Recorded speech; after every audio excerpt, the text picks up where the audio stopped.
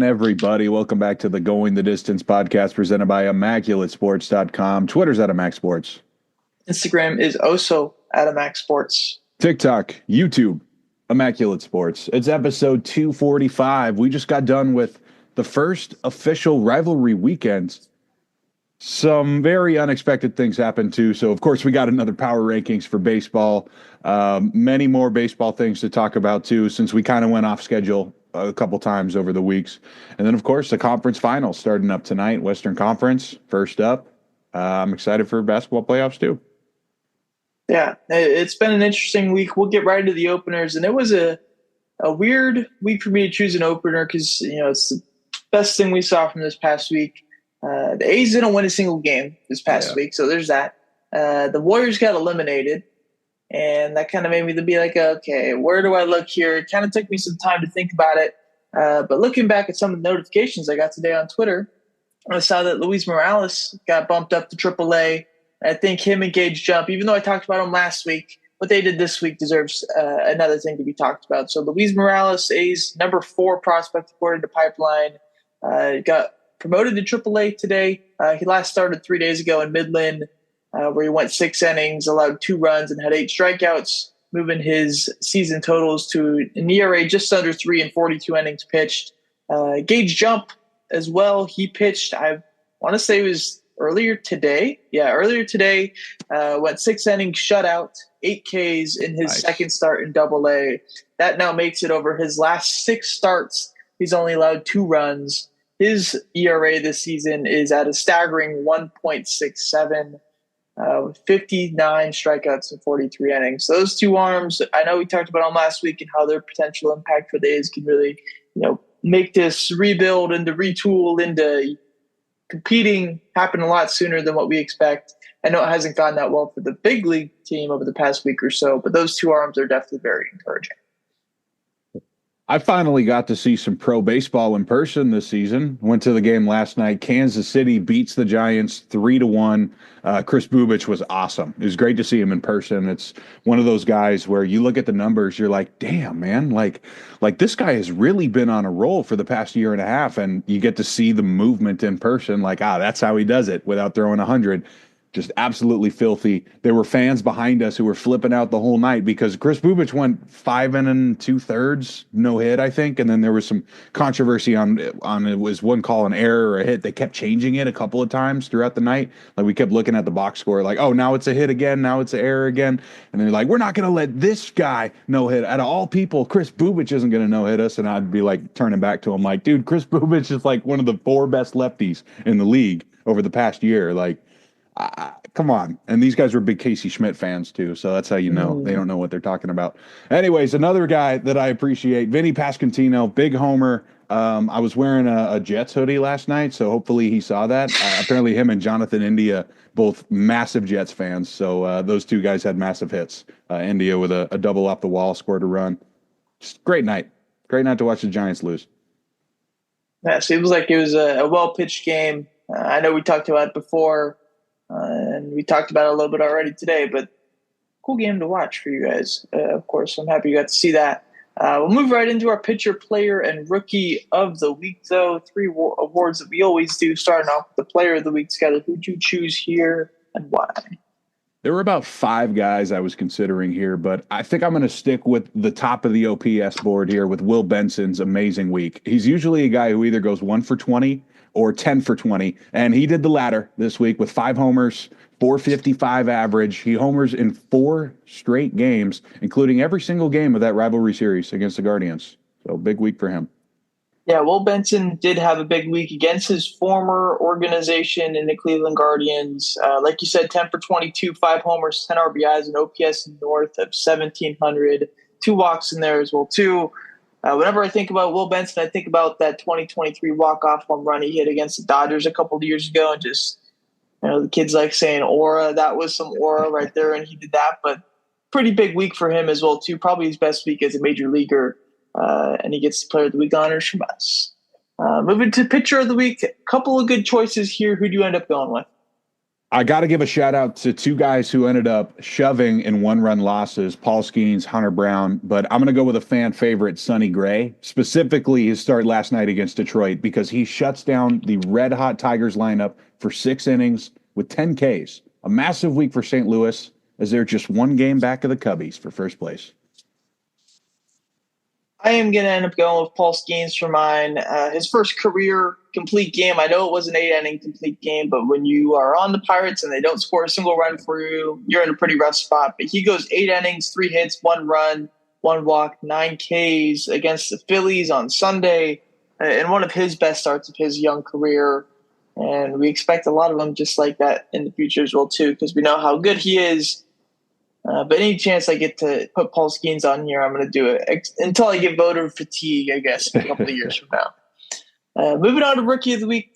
A couple of guys here, but there's one that I thought, I'm like, wow, this guy's got to get it. Yeah, easily Mick Abel for me. And his first career start, the top prospect from Portland, goes 6 shutout. It is the Pirates, but we're talking about his first career outing.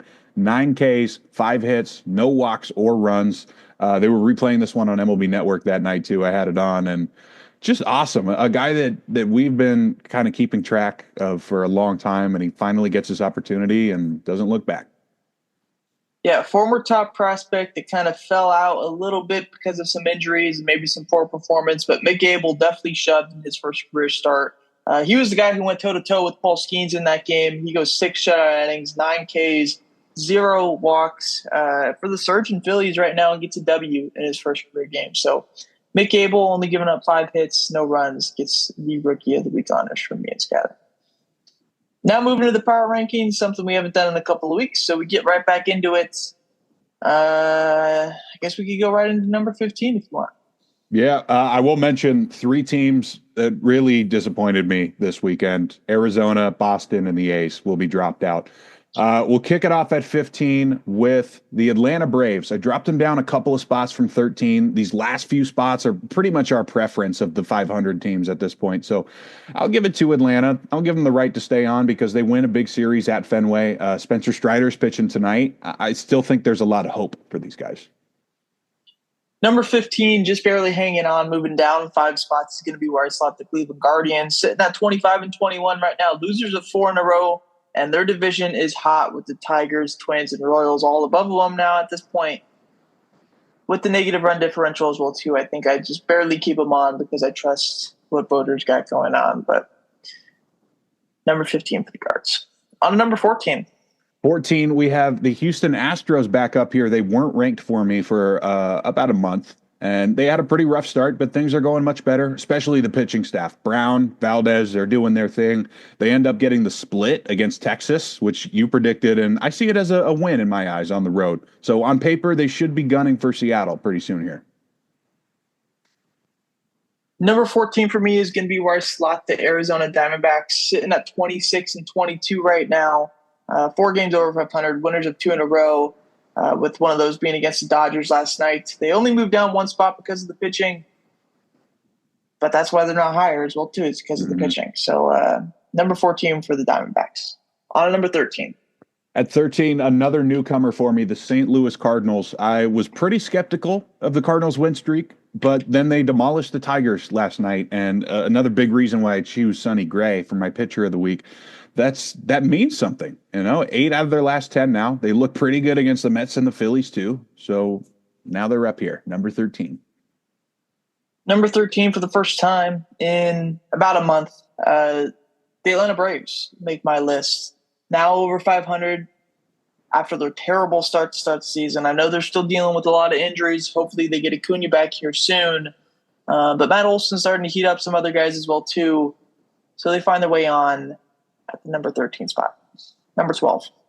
At 12, I got the Kansas City Royals. I'm going to drop them down 1 spot because it's a concerning offense and some big injuries in the rotation now. It's preventing a big breakout, I think. But I still expect to see a shakeup here in the 10 to 15 range soon. I mean, Kansas City coming up, they got Minnesota, Cincinnati, and then Detroit just in this week. So I'm going to give the Central teams the chance to earn their spot. I'm not dropping them yet. And number 12 is also going to be where I slot the Kansas City Royals. Like you said, the offense is definitely the biggest thing right now. It's concerning. Only 162 runs scored.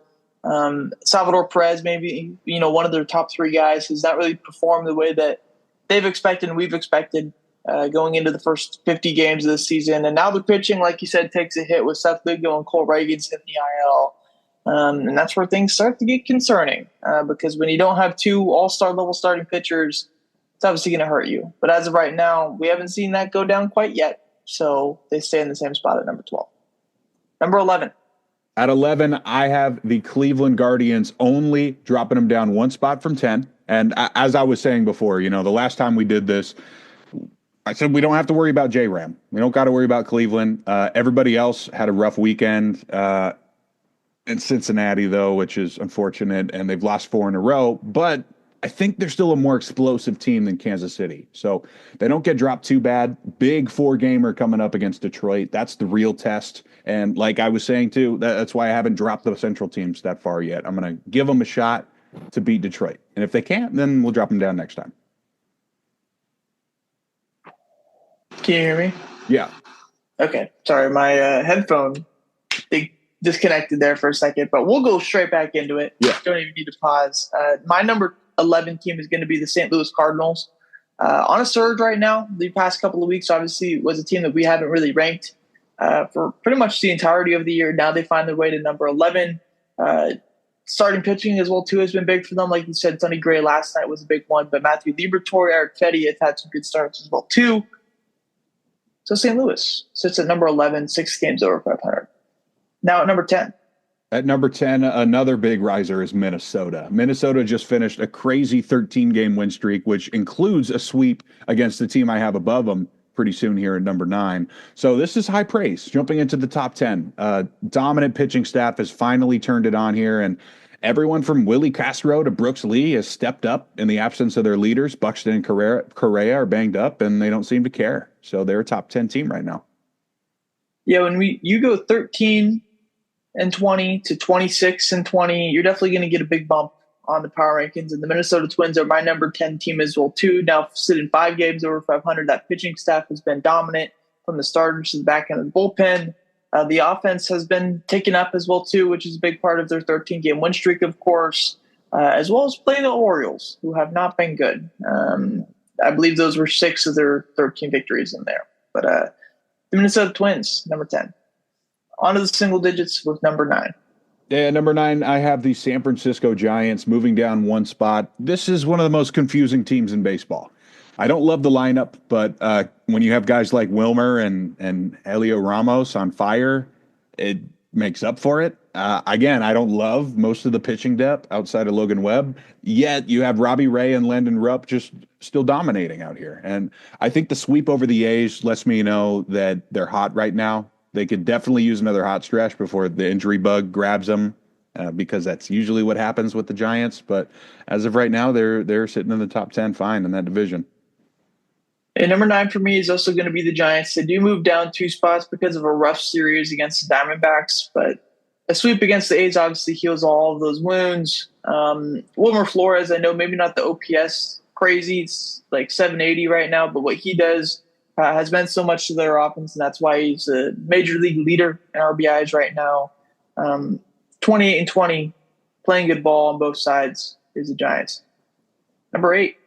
At number 8, I have the Cubs dropping 4 spots. One of the biggest drops here for me because the Cubbies have been a little streaky. They're still over 500 by 8 games, but outside of their Crosstown Classic sweep, they've lost a series against San Francisco and the Mets, so I had to drop them. Number 8 for me is going to be where I slot the Phillies. Maybe not the ranking that you'd expect for the team leading the NL East right now, but with the suspension to Jose Alvarado, I think bumps them down a little bit with some of the back of the bullpen issues. The offense is finally starting to get going. They're winners of 4 straight now, but I'm not fully bought in yet with the Phillies. I think I need to see a little bit more, and that's why they're not a top 5 team yet for me. Number 7. At 7, I got the Padres dropping down from number 2. all the way to 7. Despite still being a dominant regular season team, the Padres didn't really look the part when playing some of the top AL teams, New York and Seattle. I'm sure they're going to be okay, but it's just not what I was expecting to see. Getting swept at home by a very comparable team, Seattle, maybe even would have given the Padres the nod before that series. Probably not anymore, though.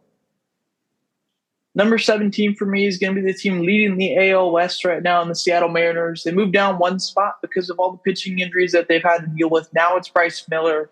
However, Brian Wu, Luis Castillo, the two guys remaining from their all-star rotation, have been solid, especially Brian Wu pitching what could be considered an all-star to Cy Young level right now. They do move down one spot because of the injury, even though they just had a very good series against the Padres in San Diego. Number 6. Yeah, at number 6, I'm also dropping Seattle one spot. I feel like their sweep in San Diego was a tone setter because Seattle is still sticking to their style of baseball and winning these series. They win that one 15 runs to 3. And it feels like they could hit another hot stretch here, 4 wins in a row. That's massive considering the injuries. And like I was saying, I think Seattle is not going to overreact to it. They're going to keep doing what they do. And that could be a positive.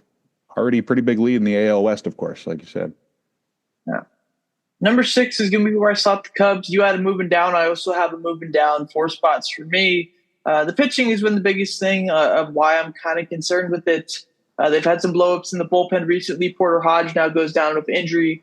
And Ryan Presley has obviously had some shaky appearances this year. They still sit 8 games over 500, a game lead in the NL Central right now, with the best offense in baseball, perhaps, but I'm not as confident in them as I was a couple of weeks ago. Number 5. At 5, I have the New York Mets coming down from 3. Has not been that pretty down the stretch, but they've been getting the job done against teams that don't play in the Northeast. 29-19 is one of the best records in baseball still, but Philly is surging for that top spot, man. I got them above the Mets. Number 5 is where I slot the San Diego Padres. Like we talked about with the Mariners, a rough series for the Pods where they only scored a couple of runs in that 3-game set against the Mariners. But they're still 27-18, still just a half game back behind the Dodgers right now, and their pitching staff is still one of the best in the league. They have an offensive MVP candidate in Fernando Tatis as well, too. And that's what's holding them on and only moving down one spot in the rankings. On number 4. At number 4, I got the Bronx Bombers, New York Yankees, moving back up into the top 5. 7 wins out of their last 10, and some big series wins against Seattle and the Mets, of course. Judge is still hitting 400. They got the top 10 ERA in baseball, still somehow keeping them afloat until they inevitably trade for another starter. So things are looking good for the Yankees as of this week. What a weird game. Was that game 3 on ESPN, the 8-2 game? Bellinger hits the grand slam after Pete Alonso makes the error. What a wacky game. But because of that, I got the Yankees above the Mets. Yeah. My number 4 team is going to be the Mets. They moved down one spot for me. Like you said, a rough series over the weekend in the Bronx, but in the grand scheme of things, you lose 2 out of 3 in Yankee Stadium. It's not the worst thing. I know maybe the narrative wasn't the best, but you're still one of the best pitching teams in the league. You have this star-studded offense, at least at the top 3, that you can rely on through the entirety of the season just because of their pedigree. And I think the Mets will be fine. That's why they're still top 5 for me and sitting at number 4. Number 3. At 3, I got the Detroit Tigers moving up from 5, the top team in the AL right now, and they're going to be pushing for that number 1 spot in the power rankings because they already got 31 wins. But I want to see how they come back after the rare Scooble blow-up start last week, losing Reese Olson for a bit of time. And that game in St. Louis last night, was such an outlier to me that I'm not going to put them at the top anymore, even though I thought I was going to heading into this. Number 3 is going to be where I slot the Bronx Bombers, moving up 5 spots for me to the number 3 spots. They have the best run differential in baseball right now. They've navigated pitching injuries to Garrett Cole and several other guys as well, too. Max Fried has been perhaps the best pitcher in all of baseball. Aaron Judge has been the best hitter we've seen in our lifetime. And Ben Rice, Trent Grisham, still doing it. Ben Rice just hit a homer about 5 minutes ago, so up 5 spot for the Bronx Bombers. Big series win against the Mets this past weekend. Number 2. At number 2, it is the LA Dodgers. Finally dethroned the Dodgers after losing 4 in a row, including a sweep against the Angels. Finally look like it's caught up to them that their entire pitching staff is injured. So I have to drop them before we get into any more of this conversation, the 1 versus 2 versus 3. Let's just wait because it's more of a predictive ranking this week for me. Number 2 is going to be where I slot the Detroit Tigers. They move up 3 spots to their new highest ranking of the season. Like you talked about, 31 wins is the most in Major League Baseball right now. They did have to navigate a Skubal rough start yesterday and then a blowout loss. Or not, Skubal didn't start yesterday, but just a rough start from him recently. And then the game yesterday against Cardinals, of course, but plus 80 right now, run differential wise. The offense has been surprising, whether that be Torque, Javier Baez, Riley Green, Kerry Carpenter, whoever it may be, they're all hitting. And the pitching staff, especially the back end of the bullpen, whoever it is, AJ Hinch is putting out there, they're getting the job done. So the Detroit Tigers sit at number 2 for the first time in a long time. Now number 1. I'm going to do something crazy here and move the Phillies up 8 spots up to the 1. A massive jump for a team that's been clicking on all cylinders except for Aaron Nola. Their current 4-game win streak has them at the top of the National League right now. And I don't think that's going to change anytime soon because they got a little West Coast trip coming, Colorado and the A's. So this is my predictive one right here. Heading into June, I think everyone's going to be on board with the Phillies, especially if the Dodgers lose a couple more coming up here. Alvarado is a tough one, man, but I'm not thinking about postseason matchups. I'm thinking about who do I not want to go into and play in the regular season. And as soon as Aaron Nola gets back on track, that's going to be the Phillies, especially with Mick Abel looking great so far. This team's going to be dangerous. My number 1 team, call me boring, I don't care. Yeah. Sticking at number 1 is going to be the Dodgers. I know on a 4-game losing streak, the first time that got swept against the Angels in like 15 years, I think I saw. But man, this team can still hit. They still have Shohei. They still have Freddie Freeman. They still have Mookie Betts, 2 of which have homered last night. And the newest addition to their lineup, Dalton Rushing.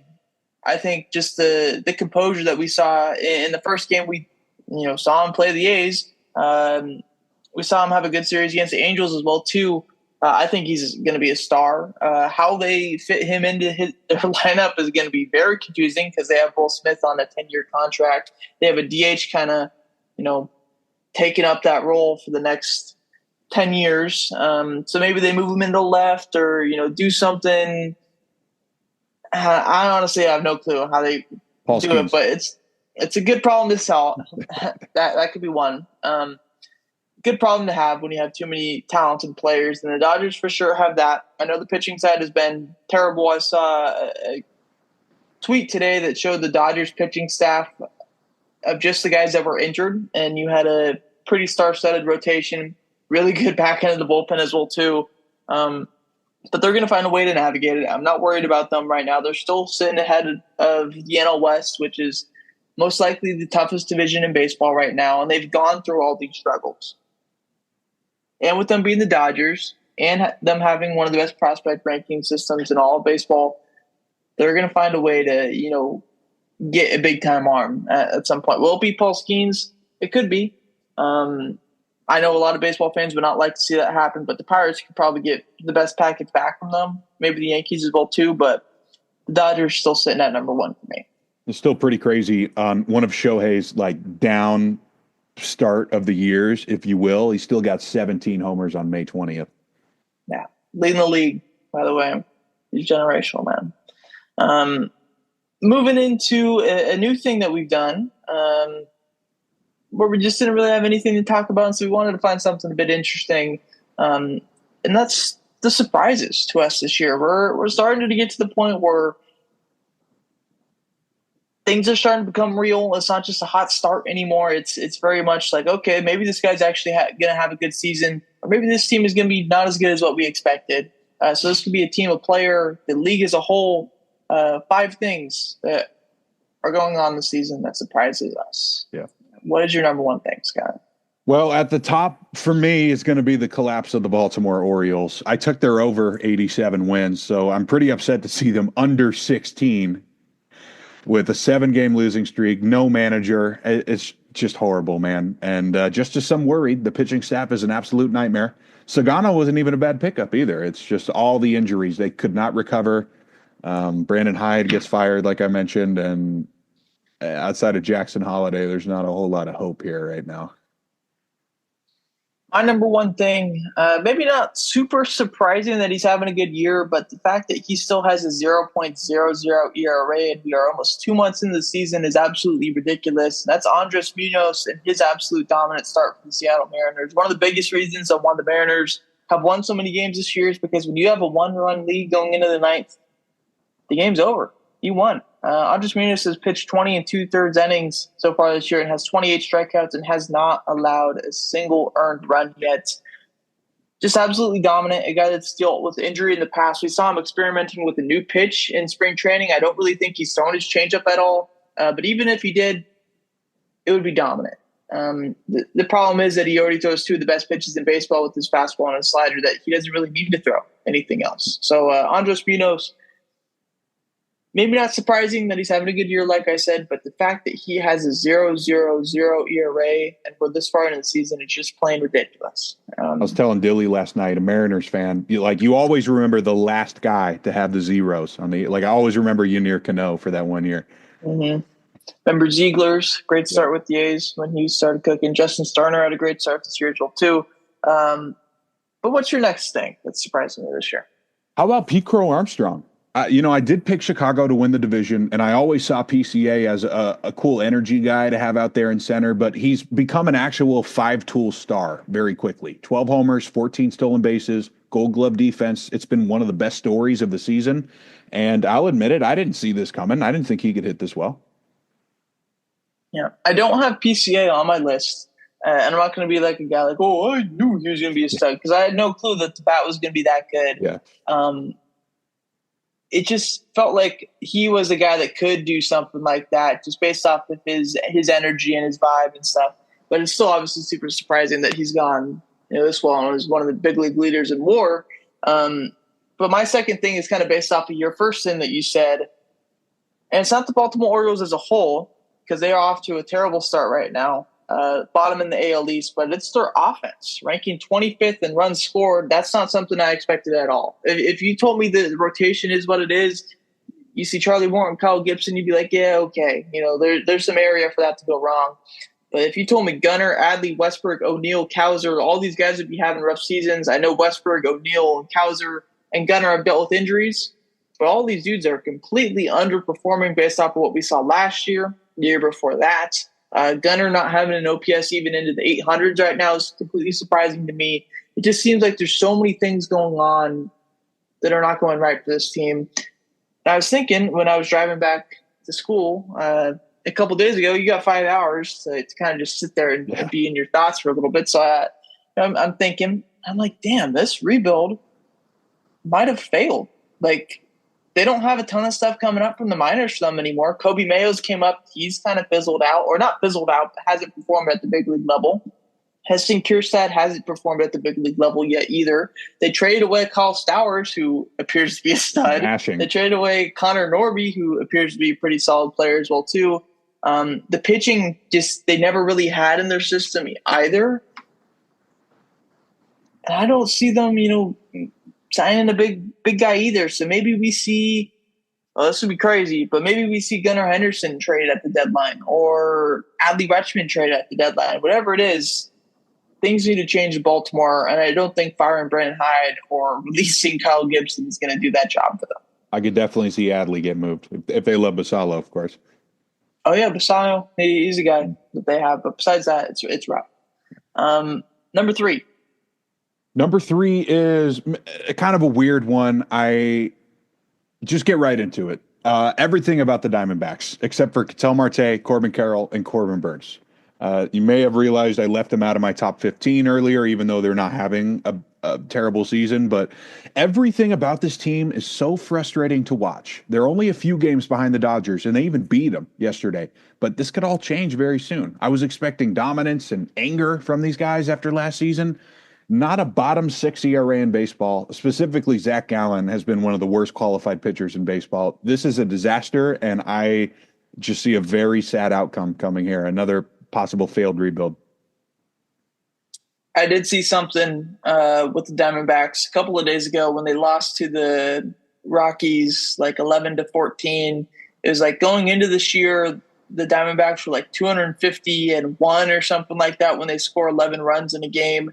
This year they're like 1-4 or something like that when they score 11 runs. They had a crazy loss to the Cubs, crazy loss to the Dodgers, and obviously that crazy loss to the Rockies this past weekend. But my number 3, probably the biggest shock of anything this entire year, has been Javi Baez's revival. An 811 OPS and 141 plate appearances. If you go look at the Savant page, it could be scary. Maybe there's some regression to be had in the later half of the season. But what he's doing right now, somehow he's making it work, and it's mainly because of his defense and base running. He's been above average in both of those. And when you got the confidence in those parts, it just makes your hitting go around so much better. And also him not having to be like, hey, I'm the guy who's getting paid 150 mil. I need to produce like that. There's so many other dudes around him right now that are producing, and I'm sure it just takes the weight right off of his shoulders, and he's producing one of the best that we've ever seen him in his career, and he's playing great defense in center field as well too. So Javi Baez, revival, number 3 for me. What's your number 4? Javi Baez definitely could have made the list. We've talked about him a few times, and shout out Sham. Good for him. But my number 4, Mackenzie Gore pushing for a Cy Young in late May was not on my bingo card. The Nationals have their issues, but Gore's still leading baseball with 84 Ks. Comparable stats to a guy like Michael King, Hunter Green. Amazing start. I thought he was going to be more of your 3-4 starter. He's looking like a true ace now. Definitely on my top 5. Number 4, before I get into who I'm talking about, I want to talk about the superstar, 5-tool, super young player that comes up. And we'll use Bobby Witt for an example. His first season wasn't anything ridiculous. I think he had like a 700 OPS, 2020, stolen bases, home runs. But we saw, pretty low walk rates, some swing and miss. And ever since then, Bobby's just gotten walked more, hit the ball harder, striking out less, chasing less, higher barrel rates. Obviously, the defense and speed are still there for him. And that seems to be pretty much the linear progression for, that 5-tool generational superstar that we see. We saw it with Mike Trout at times. We saw it with Bobby Witt, like I just said. And I thought we were going to see that this year with Jackson Chourio. This year has not been that. Hey, he's got a worse K rate, worse walk rate, worse chase rate, worse barrel rate as well, too. An OPS under 700.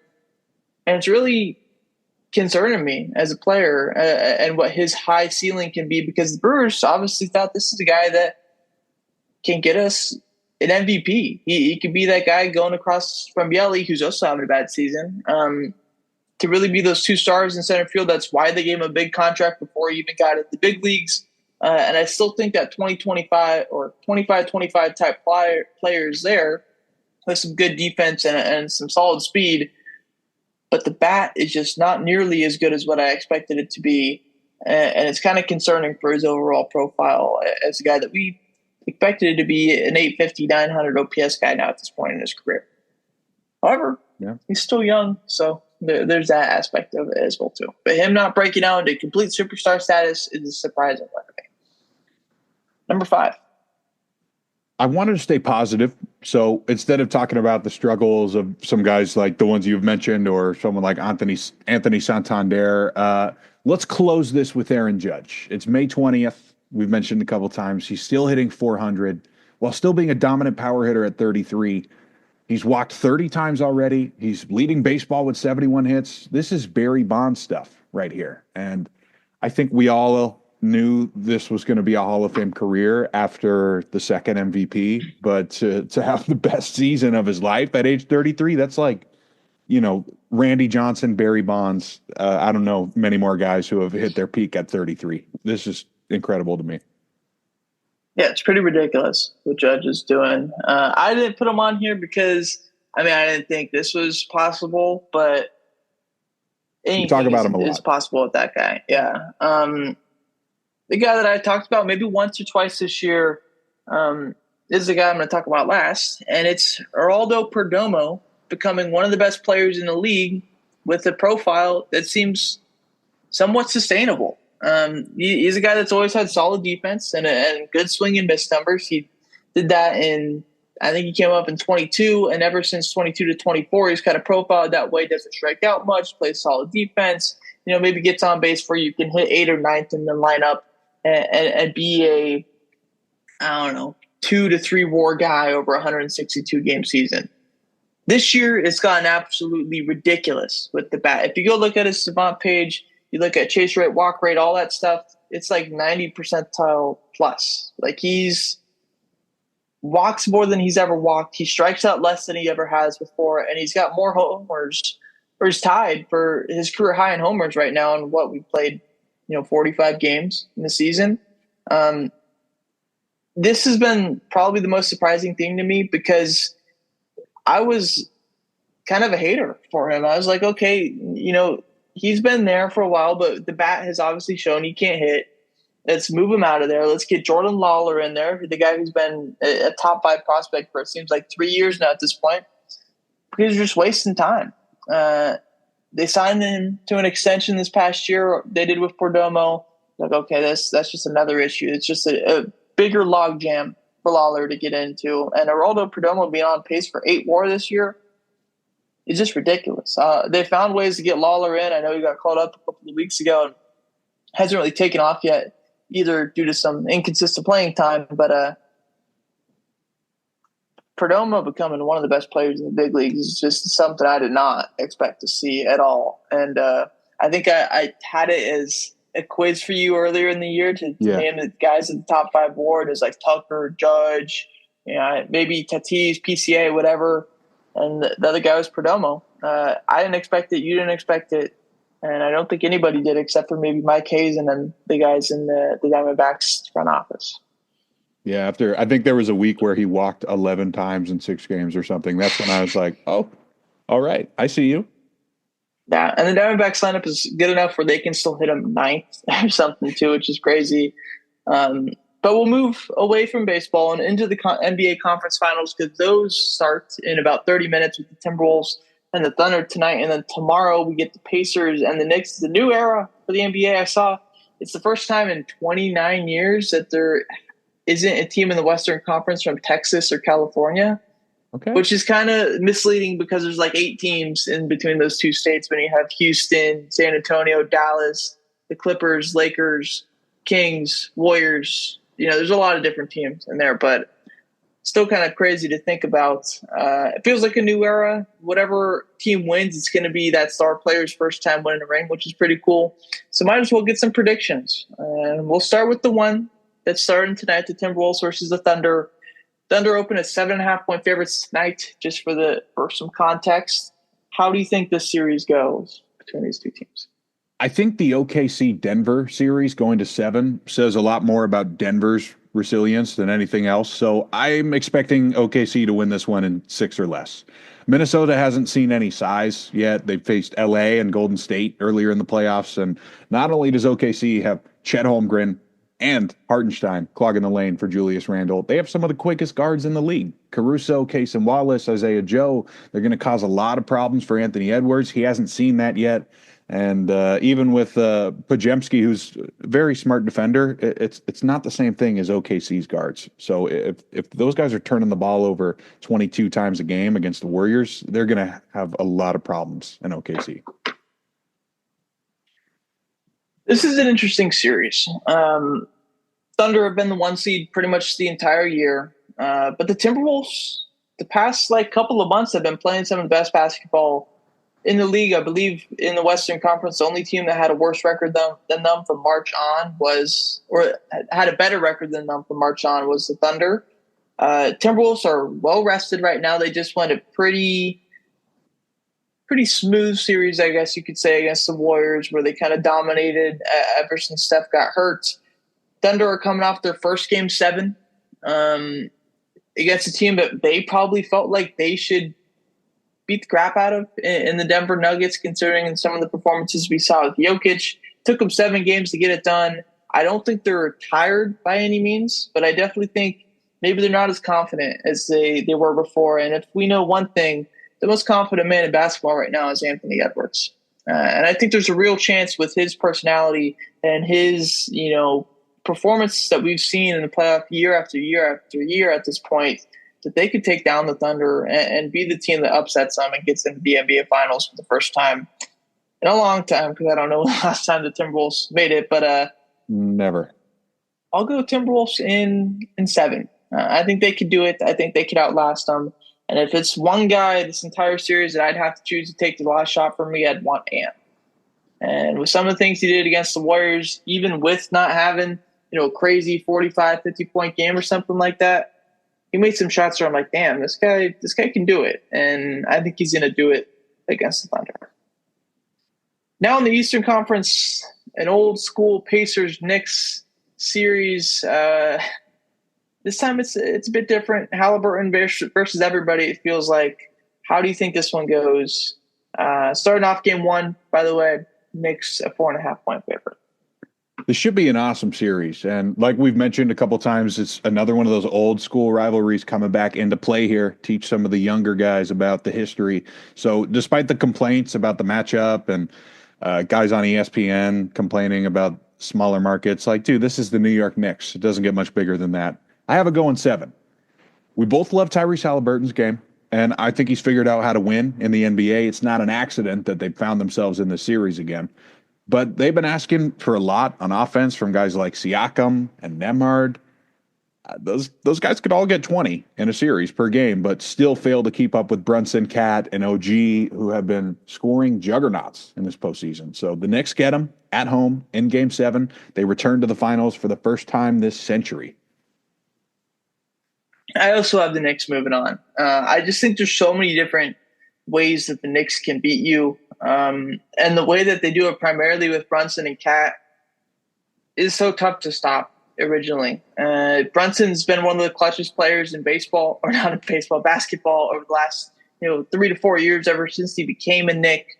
He came into the Knicks with the vision, and it worked out completely. Whether it was tampering or not, we're not going to talk about. But I have the Knicks getting to the finals and matching up with the Timberwolves for I guess that you could call it a coming home between Cat and Randall, going back to their old stadiums. I think that'd be a fun narrative to follow for the basketball fans. Maybe not as much for the casual fans, but Knicks versus Minnesota in my finals is what I got. Either way, I'm going to be excited. Yeah, we won't predict the finals right now. We'll wait.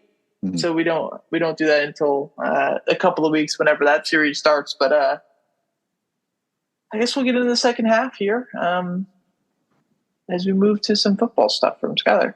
Yeah, I got one specific team in the NFL has been spending a lot of money post-draft. So I feel like we got to at least mention that the quarterback market has been reset again. Not at the top quite, but we'll start off with some other things around it on the same team.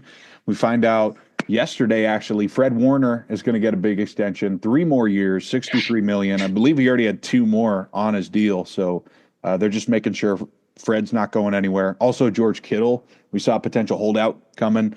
They get it out of the way. But the real thing here is Brock Purdy. Biggest deal in San Francisco history. 5 years, $265 million. The biggest deal the Niners have ever handed out. Wow, they got it done. We'll have a lot of time to talk about this. Of course, we got some time until the preseason. But at the end of the day, I think the Niners are going to be okay, at least throughout this contract. Brock Purdy saved a lot of people's jobs after they drafted Trey Lance. He's better than Jameis Winston or whatever else was available. So I guess I can't complain. But it is a pretty big contract. That's for sure. Yeah, it definitely is pretty interesting. The Niners, I think, have been pretty rooted in success in performing when the quarterback's contract isn't the highest. And now that Brock Purdy's going to get $53 million, that's $50 million that you can't allocate to the rest of your roster. And that just means that Purdy has to perform so much better. And that's not like Purdy's been terrible or something. I think he's still one of the more underrated quarterbacks in the league, and obviously gets a lot of hate for just being undersized and maybe not, the most talented guy, but he's very head smart. And we see that in his play a lot of the time. So he just needs to be a whole lot better now that you're making $53 million and you're not the 7th round rookie getting paid less than $1 million anymore. Yeah. How they navigate that to get to a Super Bowl, I don't know. It does kind of feel like the window closed rather quickly. It felt like the Super Bowl a year and a half ago was the one that they should have got done. And maybe that missed opportunity will be something that haunts them for this entire generation of Mariners football. But if you got the quarterback situation figured out, you can kind of worry about the other stuff at that point because you got the biggest part figured out. Then you got your quarterback on defense as well, too, and Fred. I think, the best defensive player in football, I think, is a valid thing to say, sure. Especially when you just watch him play. He impacts every single game that they play in. And when he's not on the field, it's definitely felt. It's a good job by them. I don't know if I give him that much money, but I think you kind of had to give him that much money. So it's a weird paradoxical feeling to be in.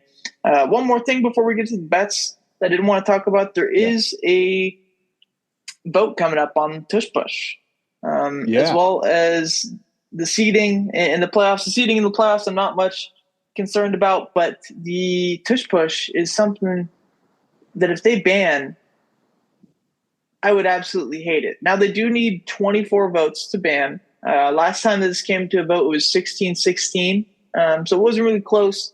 But if you get half of those no's to yeses, then you do get the thing banned. And I don't like the ban because I think there is a lot of, maybe not scheme, but there's a lot of planning that goes into that play for the Eagles, and for them to just be better than everybody else at doing it. It's not like every other team does it and it's impossible to stop. It's only the Eagles that can do it to the rate that they do it, and they do it so well that it's impossible to stop, that you have to, even rate this. I think it is stupid. I don't think they should ban it. What do you think? I don't think it'd be impossible to get the 24 teams signed on, but I think the part I was reading yesterday was that any time a ball carrier is pushed forward, that's an immediate 10-yard penalty. I don't think that's going to fly with a lot of people. I mean, that's a big part of the goal line offense, whether you're pushing the quarterback or the running back. So I don't think that's going to happen. Yeah, I did see that part as well, too. And that definitely seems like the clause in the text that will make it so it does not get passed, at least this time around, which I'm completely okay with.